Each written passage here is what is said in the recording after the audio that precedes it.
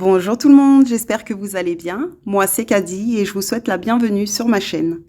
Je tenais aussi à saluer les nouveaux membres, Anouchka, Liliane, Marie-Christine, Aminata et Anne. Je vous ai vu et je vous remercie chaleureusement. Et bien sûr Gaëlle. Aujourd'hui on s'en va en direction du Brésil pour vous raconter une affaire qui a choqué et ému la population. C'est l'histoire de Flavia et de Rosalba, deux femmes enceintes qui vont se rencontrer sur les réseaux sociaux. Comme d'habitude, je vous invite à vous installer confortablement et à me rejoindre tout de suite après. Flavia est une jeune enseignante de maternelle de 24 ans. Elle vit et travaille dans la ville de Canelina. Flavia est à l'unanimité décrite comme une jeune femme généreuse, sociable et empathique, qui aime rendre service dès qu'elle le peut. Elle a aussi gardé une certaine naïveté qui lui fait toujours voir le bien en chacun.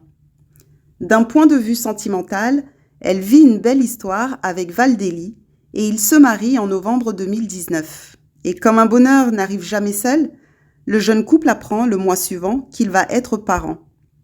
Et bien que la nouvelle soit soudaine, Valdeli et Flavia sont fous de joie à l'idée d'accueillir leur premier enfant. C'est dans cet état d'esprit que les semaines suivantes défilent pour Flavia, rythmée par son travail et les enfants dont elle s'occupe, par sa vie familiale et sa relation fusionnelle avec sa mère, et par sa vie d'épouse. Aussi très intéressée par tout ce qui a trait à la maternité et à la grossesse, et dans une volonté de partage d'expériences avec des femmes enceintes, elle s'inscrit sur un groupe dédié via les réseaux sociaux. Elle échange ainsi dans la bienveillance avec plusieurs futures mamans. Au fil du temps, une relation amicale se tisse avec certains membres, et c'est le cas avec Rosalba Maria Grimm, rencontrée en janvier 2020 sur ce réseau social. Rosalba est une couturière de 26 ans. Elle est mariée à Zulmar qui s'absente la semaine pour le travail et ne rentre que le week-end. Elle tombe enceinte en octobre 2019. C'est une grande et belle nouvelle pour tout le monde. Heureuse et excitée, elle commence à programmer mentalement tout ce dont elle aura besoin pour préparer au mieux l'arrivée de cet enfant. Les premiers mois passent paisiblement et Rosalba sait à présent qu'elle attend une fille. D'ailleurs, c'est décidé, elle répondra au doux nom d'Antonella. Rosalba, sur son nuage, se focalise sur sa grossesse et fait en sorte que tout tourne autour d'elle.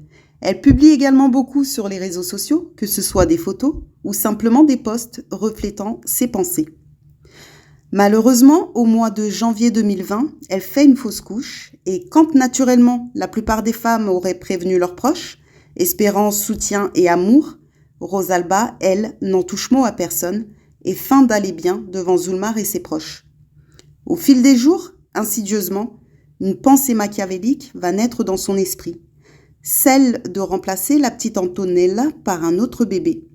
Et pour ce faire, quoi de plus logique que d'en voler un ? Rosalba ne se raisonne pas en se disant qu'il vaudrait mieux tout avouer à Zulmar et qu'il serait toujours possible, lorsqu'ils se sentiront prêts, de retenter l'expérience. Non, cette idée ne lui vient pas à l'esprit. Et rapidement, elle surfe sur différents réseaux sociaux à la recherche d'un groupe réservé aux femmes enceintes. Vous l'aurez deviné, elle tombera sur le groupe que Flavia a rejoint récemment. Rosalba, toujours très amicale dans ses échanges, s'efforce de savoir qui parmi les membres est tombée enceinte à la même période qu'elle. Elle se concentrera alors sur Flavia, qui, à son grand soulagement, lui a récemment confié qu'elle attendait une fille. Flavia apprécie beaucoup Rosalba, qu'elle trouve positive et rigolote. Elle n'a à ce moment absolument aucune raison de se méfier d'elle, puisqu'elle ne se doute pas que, de son côté, Rosalba fait des recherches telles que comment procéder pour retirer un enfant du ventre, ou encore comment faire croire que l'on vient d'accoucher. Comme je vous le disais, la semaine Rosalba étant seule, elle a tout le temps nécessaire pour fomenter son plan, tandis que le week-end, elle doit être attentive à ce que Zulmar ne se doute de rien. Et il faut l'avouer, elle a plutôt pas mal réussi son plan. Par quel subterfuge ? Je n'ai pas trouvé l'information, mais j'ai ma théorie personnelle. Je pense qu'elle a utilisé un faux ventre et qu'il ne l'a plus vue complètement nue pendant un bon moment. Donc, quand quelques mois plus tard, Rosalba annonce à Flavia qu'elle lui a organisé une baby shower et qu'il faut impérativement qu'elle soit disponible le 27 août, celle-ci accepte avec gratitude d'autant plus qu'elle apprécie les 2 amis des réseaux que Rosalba a conviés à l'événement. Rosalba a aussi tenu à ce que le lieu demeure secret, alors Flavia n'a pas insisté, elle devra patienter un peu pour assouvir sa curiosité. Elle informe juste son mari qu'elle sera absente ce jour-là pendant quelques heures. Le jour J arrive et Rosalba se gare près de chez Flavia, qui finit par apparaître et prendre place à ses côtés. La voiture redémarre et les 2 jeunes femmes prennent la direction de San Juan Bautista. Pendant le trajet, Rosalba demande à Flavia de se bander les yeux. Satisfaite, Rosalba se félicite intérieurement. Tout semble aller comme sur des roulettes, d'autant plus qu'elle a pris soin d'écrire aux 2 invités, les informant de l'annulation de la baby shower. La voiture ralentit, puis s'arrête devant une ancienne poterie de la ville. L'endroit est donc complètement désert. Rosalba guide ensuite Flavia jusqu'à un espace intérieur, puis, sans la moindre hésitation, se saisit d'une brique qui reposait à leurs pieds et la frappe violemment à plusieurs reprises sur le crâne et le visage. Totalement déboussolée et blessée, Flavia s'effondre et perd connaissance. Suivant méthodiquement ses plans, Rosalba, imperturbable, sort le cutter qu'elle avait emporté et, à genoux, au-dessus de Flavia, se met à lui entailler les chairs au niveau du ventre, lentement prenant soin de ne pas enfoncer la lame trop profondément pour ne pas risquer de tuer le bébé. Après plusieurs coups de lame et de nombreuses déchirures, elle aperçoit enfin l'objet de son acharnement et l'extirpe des entrailles de sa mère. Elle enroule la petite fille dans une couverture et la dépose. Ensuite, elle retourne vers Flavia, la traîne difficilement jusqu'au grand four non fonctionnel trônant à proximité et y jette le corps de la malheureuse. Elle quitte les lieux sans se retourner, le bébé dans les bras, convaincue qu'une vie normale et heureuse se profile à l'horizon, tandis que ses mains sont encore couvertes du sang de sa victime. Après cet acte de cruauté, Rosalba et Zulmar débarquent ensemble à l'hôpital.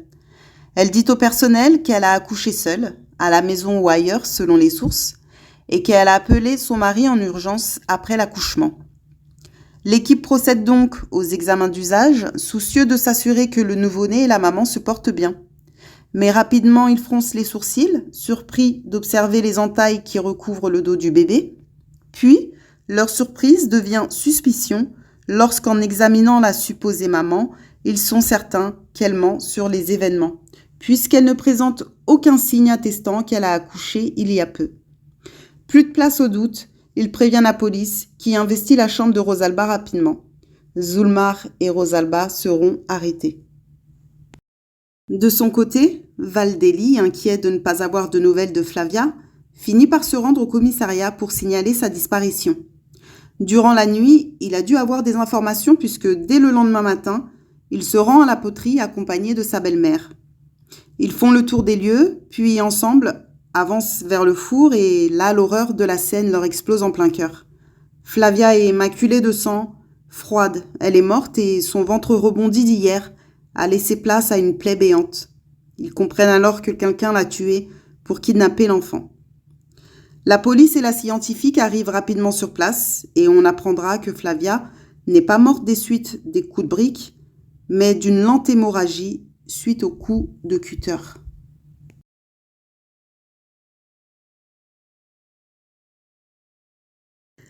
Après analyse du téléphone portable de Zulmar et la mise en lumière de certaines conversations avec Rosalba, dans lesquelles il lui demande régulièrement si elle va bien, si la grossesse ne lui cause pas trop de mal et de fatigue au quotidien, ou encore où il lui demande s'il peut l'accompagner lors d'une échographie, il apparaît clairement qu'il n'était pas au courant des sombres desseins de sa femme. Il la pensait réellement enceinte.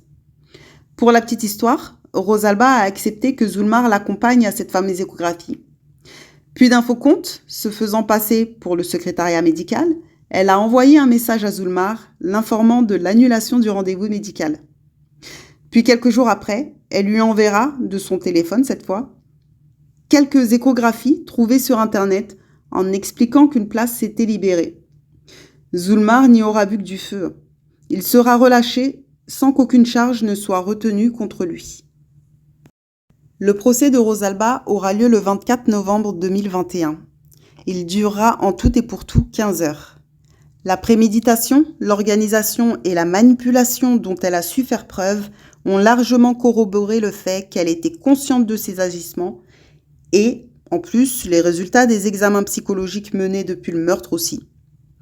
Elle sera reconnue coupable des 6 chefs d'accusation suivants: meurtre aggravé, tentative de meurtre sur bébé, même si ce n'était pas son intention, recel de cadavres, entrave à la justice, enlèvement de mineurs et déni des droits d'un nouveau-né. Et pour tout ça, elle sera condamnée à 56 ans et 10 mois de prison. Quant à Valdelli, qui a récupéré sa fille tout de suite après l'arrestation de Rosalba, il est heureux de voir grandir sa petite Cecilia, qui lui rappelle chaque jour le doux souvenir de Flavia.